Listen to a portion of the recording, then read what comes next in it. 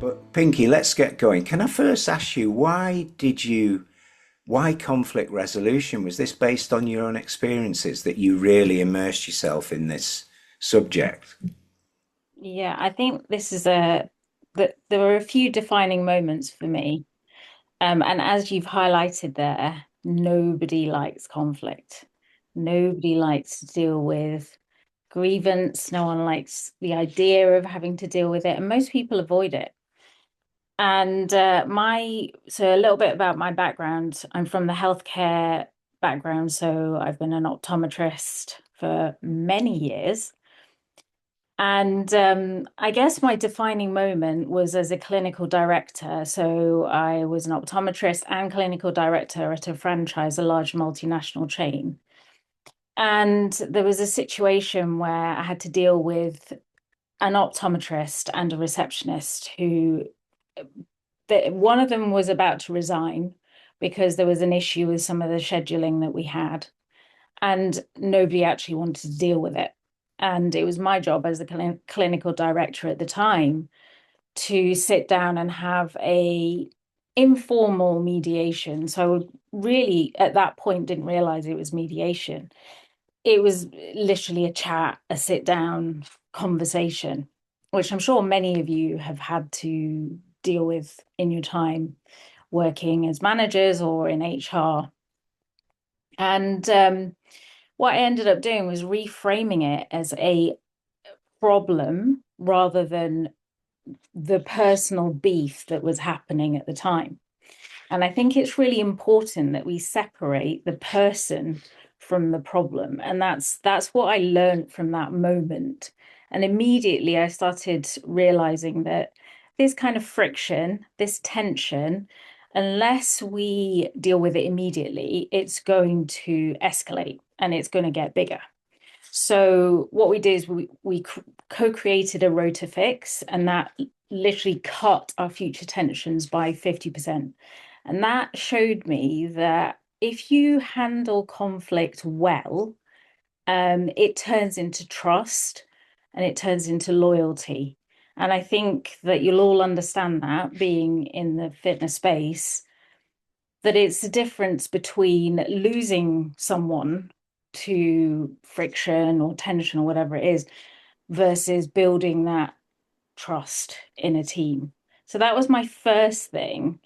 And then the second thing is I then transitioned into leadership coaching and executive coaching. And I work one on one and in teams with healthcare and tech and now fitness. And before I'd start speaking to them, they'd sit there and they'd tell me everything. And that's one of the advantages of having bringing that space for someone, to bring the space for someone to come and feel confident enough and safe enough. And we talk about safety, and I'll tell you more about that later. But I think it's really about that being that neutral person. That's quite hard to do if you're in an organization and you're working with people and you know them well.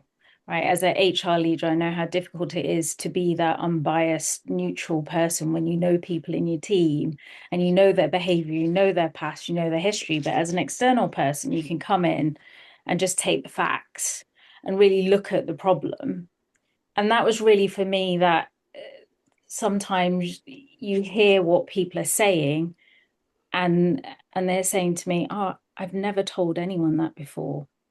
Mm. So patterns like miscommunication in teams, you know, passive aggressive emails, sometimes we get those, and we just let them fester. And sometimes leaders need that guidance. And at this point, I just thought to myself, do you know what? I really need to figure out what conflict resolution actually is, because so many people are struggling with it and no one really knows the answer. So I'm going to go back to uni. And so I did. 2 years ago, went back to uni, did a postgraduate in conflict resolution and mediation, and here I am. Wow.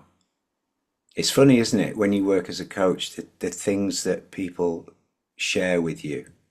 As you said, if you can create that space, that trusted space, and it's important that managers learn to do that as well, isn't it? very much so. I think if you're in a team, that people in your team are following you. You're the leader. You have to show that. You have to show precedence over everything else, and you have to show how things operate. Um, and when you work in a team, and you'll know this as well, that you are the sum of the people that you're with. So if they are, portraying these toxic behaviors and they're behaving in a toxic manner and the behaviors are reflective of that, then it's likely that you're going to be the same Yeah, eventually. And it works the opposite way as well. So if you've got an excellent leader, an excellent manager who is portraying that behavior of listening, of empathy, of emotional intelligence, not just about figures, not just about growth, not just about KPIs, your culture is going to change and it's going to shift. And you're going to have less people leaving because people want to be in that space. They want to actually work in that space. And that makes such a difference. And I think that looking at just KPIs and sales, which I know each business needs to survive, it's very much about how about we change the behavior of the way that, say, a leader or a manager uh, behaves in the working environment, and then your sales and your member um, experience and all these things yeah, yeah, happen, and then the KPIs automatically go up. yeah. Because your culture's better, isn't it? In that respect. Yeah. I read. Now I'm looking at my notes here. So if you're all thinking, what's he doing? I'm looking at my notes. I read that managers spend up to 20 to 40% of the time dealing with conflict in some form. Now, I don't know in what setting that is, but I would imagine that in the sport, leisure, fitness arena, because you're dealing with public and team members, colleagues, that could even be higher. So could you advise us, Pinky, on what the early signs are that maybe a situation's drifting a little bit towards conflict? I I looked at this figure. I, I just want to put some figures around this. No, please do. Yeah, So 20 to 40% can be anything up to £24,000 a year per person, per manager, depending on what you're paying them, of course. So that's the kind of ballpark figure of a manager, what they're earning and how much you're losing. So you're losing up to £24,000 on the manager who's managing conflict versus focusing on, say, improving member experience. So the subtle signs, and this is not just in fitness, I've worked in healthcare, tech, other industries before, professional services, is that when you get those, and it's the little things, it's like when you've got the cliques and team huddles, when you've got the sick calls, this, after a rota is announced, when somebody just calls in sick and the atmosphere changes when you've got complaints going off all the time. And these things, then you've got also, I mentioned passive aggressive emails. That's one of my favorites because often what people do is instead of having a direct conversation, face to face, they'll send emails. And I've seen this happen before where they've just been just defensive, and you get words like as per my last email, and you you've been there, you've seen those emails, and there's something underlying there. The problem is if you let that fester, it just snowballs, and then you end up firefighting, and this is where this 20 to 40% comes in. And I think where the problem is that people usually think, if I confront this, if I speak up, I'm going to be labeled as difficult, as annoying, disloyal, or potentially you've tried something before and nothing has happened. So you've raised an issue before and it's been dismissed, or someone's just minimized it and just said, "Ah, oh, be fine." And the problem with that is that you just get the disengagement, the quiet quitting. And that might just show up as a manager just going through the motions. It might be your receptionist just being not as warm to the members as they should be, or it might be that managers are hiding in their office and they don't want to deal with anything. So I think conflict isn't actually the problem in your team, the silence is. And when you nip it in the bud, you spend a lot less time and money and stress on firefighting. Mm. Do you know, you made me think then, and I held back from not interrupting you, but you know those passive aggressive emails? There's nothing worse than the one you receive on a Friday afternoon, is there? And somebody's thought, I'll just wait. I'll Yeah. wait and I'll ruin Graham's weekend. You know what I mean? I've had Yeah, them in the past. Yeah. And that's it. yeah, I know exactly what you mean with those. But Pinky, there's also those managers who, and there's probably a few here, because it's human nature, I think, to avoid the conflict, to keep the peace. And so sort of brush things over and, it'll be all right, I've had a word or whatever. But what do you think is the difference, or what would you advise us is the difference between healthy conflict that helps a team to grow and the kind that can actually damage that culture that you talked about earlier? What I've noticed is that I've supported managers in teams whose avoidance has let a disruptive employee just erode morale. Yeah. And when we challenge these ideas that are coming out rather than the people, we end up reversing certain things. We reframe things. So I think healthy conflict definitely drives progress. So, for instance, if you've got gossip happening, like, between front desk receptionists and the fitness floor, um, this has this undermines your trust. So the idea is we're building trust in the team. And every time you have a negative experience, or there's a complaint, or there's gossip, or there's anything like that, this is a ripple effect. So you become, what I said before, you become like the people you surround yourself with. So in this case, gossip will snowball. This will then turn into toxic behavior. And in a club, that can be quite damaging because proximity, there's a proximity bias here. So it's the people that you are with. If managers are cynical or negative, the team then absorbs it. If they model respect and straight talking, then that ripples through the behavior and the member experience and then KPIs. So I always see it as, if you're going into team meetings and you're saying, right, what are the sales?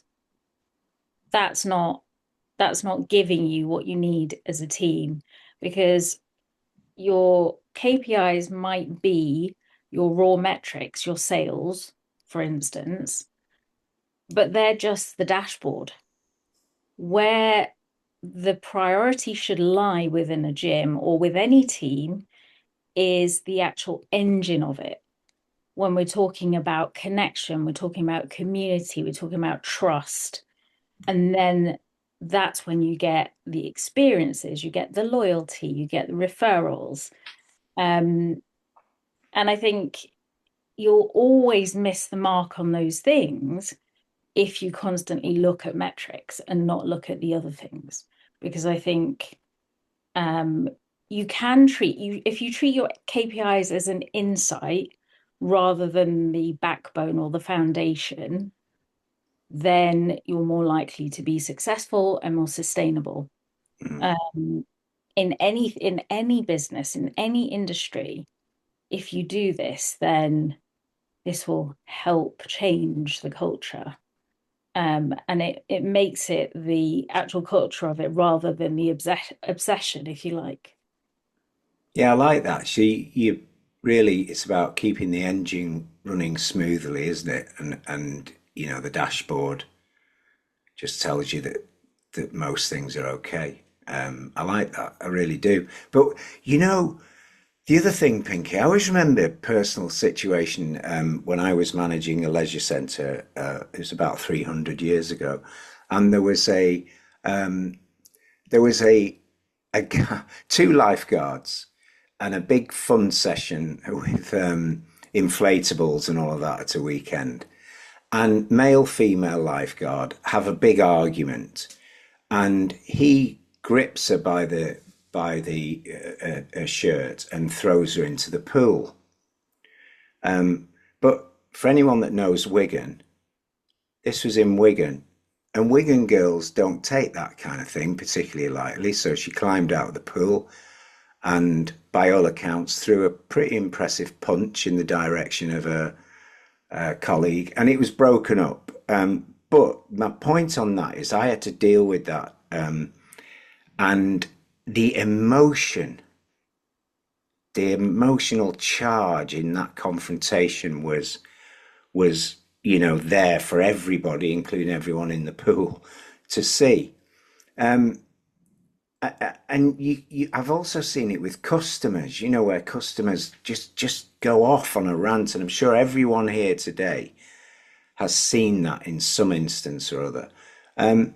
So in moments like that, when there's a really emotionally charged situation, what should a manager do? You know, particularly to calm the situation. You know, knowingly, what should they do? What action should they take, rather than perhaps unintentionally making it worse? I think one of the first things to do is notice your state, because often when you are faced with something like that, you yourself are going to start getting stressed because of the atmosphere in the room. So whatever they're saying to you quite easily can affect you and make you a little bit anxious. So some of the things that you can learn to do. So one of the most instant moves you can do is just pause, breathe, and echo their feelings. And I call this mirroring.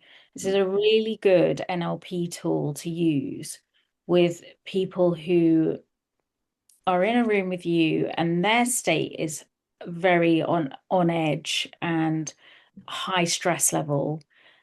How do you then bring that down? Because that's your job to do that. And it's difficult. It's really hard to do, especially if you haven't been trained in it, because you don't know what to do, because it can be just reactive, because what you're doing there is just reacting to what they're saying.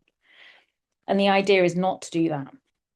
But the problem is, most managers are not trained in this. So the usual thing might be to dismiss or to just flip out. But I think one of the most useful things is empathy and listening.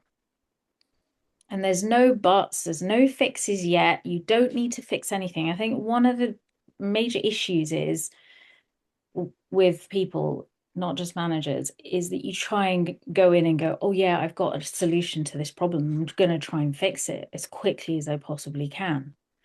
But that's the wrong thing to do at that point. The right thing to do would be to sit there and to listen. And when you're listening to somebody with intention rather than reaction, and you're mirroring. Now, when I say mirroring, I don't mean go off at them like they're going off at you. What you're going to do is you're going to say, that sounds brutal. That's a horrible thing to go through. And just stop. Don't talk. Just listen to what they're saying after you said that. Because you're actually, what you're doing there is you're disarming them, and you're actually making them go, oh, all right, you believe me. And that's the first thing for trust, because you're like, oh, yeah, they believe me now. So now I can tell them what's happened without feeling stressed or, you know, emotionally charged about the situation. And they will tell you. And if you do this with curiosity and you ask the right questions, you will get to the answer. And it's almost like you have to yourself feel comfortable about being uncomfortable, about going over this and actually listening to what they have to say. And it's giving them the time before you interrupt, before you say anything. And it's really easy to do that, really easy to just go in and interrupt. I've worked with a manager who said to me, my door is always open. But when I spoke to his employees or the people that work with him on the team, they just said to me, yeah, but we'd never actually walked through it. And his body language in meetings, his sighing, his eye rolling, checking his phone, arguing every point, it just made people back off and they just realized that this isn't a safe space. I cannot go in here for him to listen to me or her to listen to me. So learning to listen for 3 minutes, 3 minutes is a long time if you're listening to somebody go off on one. But learning to listen, and that's what I in the end we coached on, was his skill to just sit there for 3 minutes without checking his phone, without talking over somebody for 3 minutes. And that helped massively because he didn't know what he was doing. And I think if you ask yourself, what vibe am I giving off when I'm under pressure? That is your first step of self-awareness because you can't actually change what you don't know. Yeah. Because if you're a manager and you're sat there doing that, looking at your phone and all this kind of distractive stuff, you don't know you're doing that because you're so used to doing that. And it So also shows that you're just not really interested in anyone else, doesn't it? Which isn't very nice for your team. it's also very frustrating for someone who's trying to vent and tell you a situation that's happened and Mm. and they're just completely disengaged. So it just makes it worse. Pinky, I don't know about other industries, but it certainly in the health, fitness, leisure, we're all trying to work out what we are these days. But in, let's call it the leisure industry, quite often people work their way up through the ranks. And I think I've noticed in my career that one of the realities of that is that managers sometimes find it difficult then to have difficult conversations with people that they perhaps want to like them or used to work alongside on the same level, and just generally don't want to rock the boat or confront somebody over something. And I'm sure you would agree that a lot of this is probably a lack of training in that. But also I think it's just a human thing of wanting to be liked. So what advice would you give to managers here with us today who know that a conversation really should happen, but they're just putting it off? It's a really good question. And to your point, I think it's not a manager's fault if they're not equipped because they've just not had the training. And I see it all the time, where leaders have said to me, oh, we've got a manager who just can't deal with these issues that we're having. Can you train them? Can you help them? Can you support them? And it's usually difficult situations where they have to deal with the fallout of certain things. Of course they do, because they're the ones that are, they're the front and center, they're front line support. So they're the ones that have to deal with it. The thing is, they're not equipped to deal with it. So that's where I help and train in the sense that, firstly, the reset that I was telling you about the tone, about the behavior, about the state that you're in, and thinking about that. But the second thing I would say is the language you use is extremely important at this point and the way that you frame it. Because if you say the wrong thing, and that's the other thing, isn't it? You're scared about saying the wrong thing for it to then exacerbate and then magnify the problem. When that happens, then you're in really deep trouble. So at this point, I would say don't procrastinate. Do whatever you need to do within 48 hours, because it's causing stress for you, but it's also causing stress for whoever else is involved. So do it quickly, have a plan. So I always use this statement that I frame it as, which is the first thing: what do you value? I value your input, whatever that input is. But whatever the problem is impacting this. So your gossiping is impacting the KPIs. How do we resolve this together? Now, that's direct and clear, but also it gives direction. I always say procrastination is poison. And the reason why I say that is because this delay will compound the issue and it will erode the trust and it will erode the performance. So if you are in any situation like that, you can use this with anything really. It's, you own it with an I, not a you. So often when you're in a situation, you're like, you always do this, you do X, Y, Z. Instead of saying that, start with something, own it with an I, and it becomes an I problem. So, for example, I love your drive, but I've seen X issue hitting Y issue. How do we sort it out together? And that immediately gives you that straight talk, but it also allows it's just clear. It's clarity. That's what people need, is clarity. And as soon as you've got that in place, it's already given you a framework to get started.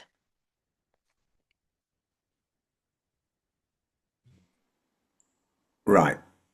Thank you for that. My next question is one that I feel affects a lot of people in a lot of sectors, and it's all about that managing up thing where people are. I've seen it so many times, Pinky, and it's quite frustrating. Particularly when it's people that are good at what they do. But they often, well, I'm sure everyone knows that all the stats show that people tend to leave an organization really because they don't get on with the manager or they're not inspired, etc., etc. But so many times I see that people think their only solution to having a difficult manager is to leave. And I just wonder sometimes whether it is possible to repair that kind of perception or that kind of difficult relationship, or is it better to think of your own well-being and to look elsewhere? What do you think? Think a bit of both, really. I've been in situations where it's been fixable. Mm. So, no, I said this in the beginning, nobody wants to go through a grievance, a tribunal, or anything like this. No one wants to do that. So, the most effective way, I think, to maybe change things, tweak things, and really change the mindset of someone who wants to leave, but then becomes an ally. And I think it depends on the person. So I've seen it both ways. I've seen it where there's been a huge success, and I see both sides as a success, right? So it might be that someone doesn't want to be there anymore, and that happens a lot because of whatever's happened. There's been a fallout. Um, they don't want to be in that role anymore.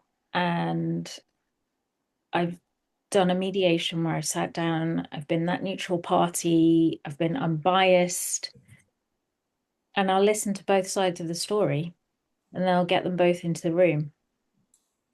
And I would say 90% of the time I can save them. and I can save the company money by keeping them in the organization. But there is a 10% where somebody just doesn't want to be there anymore. And I think that's okay. That is okay. I think that's something that we have to remember, that that happens. That happens in any situation, any industry, any company where people just don't want to be in that space anymore. And that's okay. So I think if it's draining the company, and that the person doesn't feel like they belong anymore, or they don't feel like it's the culture is for them, there's a lot of work to be done. And I think that sometimes it's savable, sometimes it's not. Yeah, So it really depends on, it's case by case. I work with yeah. people in different situations. I've coached a director out of a toxic board where red flags were all over the place, and it's hit personal levels. Um, and yeah, it was much better to do that than for them to stay. So yeah, both ways, I think.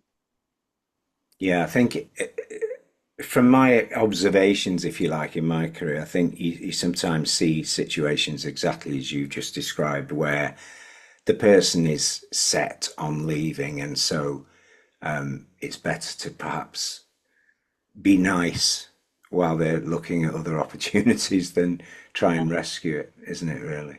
Yeah. But then you've got to also look at the other way as well. That if you're looking to save stress, time, money, or anything to go any further to a grievance or a tribunal, whatever that might look like Mm, going forward, and you're looking to retain that person and they're valuable to you in the company, then most definitely you need someone to come in and help you um, resolve it. okay. My final question, Pinky, and please, anybody here with us now, if you have any questions, please. Sorry, I'm just letting somebody back in who must have lost the connection. Yeah, any questions, please pop them in the comments area. So, my last question, Pinky, is for everybody that's here now, if they could take one practical habit back to work this afternoon that would reduce conflict among staff or customers. Swimming lesson parents spring to mind for some of you. What could they take back today that would reduce conflict? Almost that they could start doing straight away.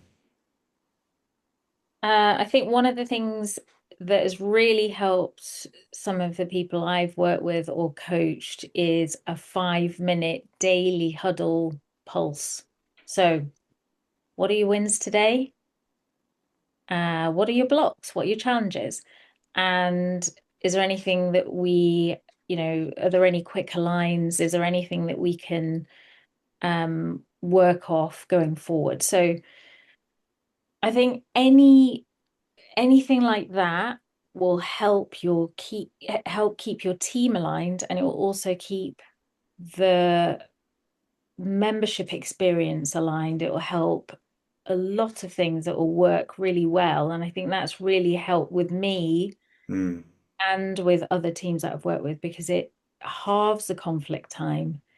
It improves morale. It's just that little check-in that you can do. And you can embed it into any team, any culture. And it just makes honesty, trust stand out, and it becomes the norm then.